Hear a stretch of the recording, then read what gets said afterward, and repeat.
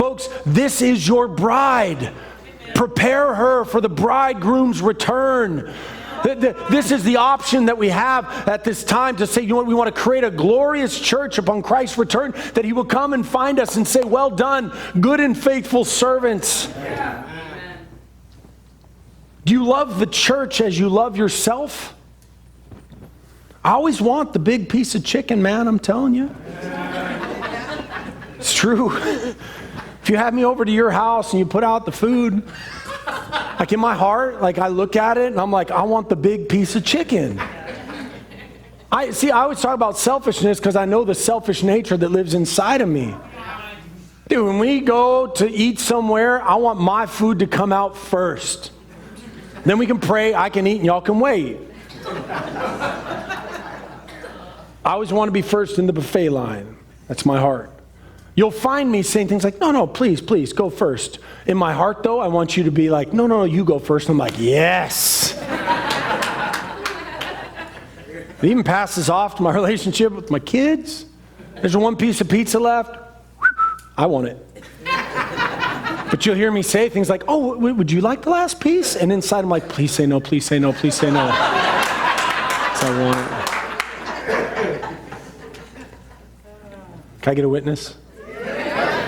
Selfish people, listen to this sermon. Me first does not work in the church relationship. Me first does not work in a marriage relationship. It's bride first. Bride first. Putting her needs above my own. I speak a great mystery, but I speak concerning Christ and the church. So husbands ought to love their own wives as their own bodies. He who loves his church loves himself. Have you become one flesh with the church? One flesh with the church. For no one ever hated his own church, but nourishes it and cherishes it just as the Lord does the church. For members of his church, and of his bones. For this reason a man shall leave his father and mother, be joined to his church, and the two shall become one flesh. Amen.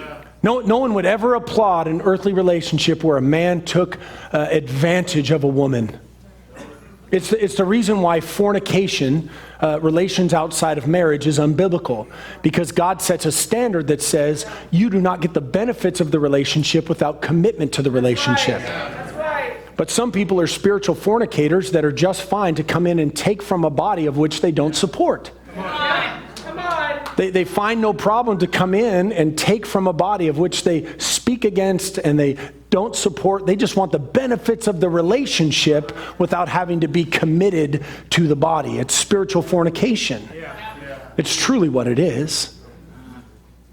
This is a great mystery, but I speak concerning Christ and his church.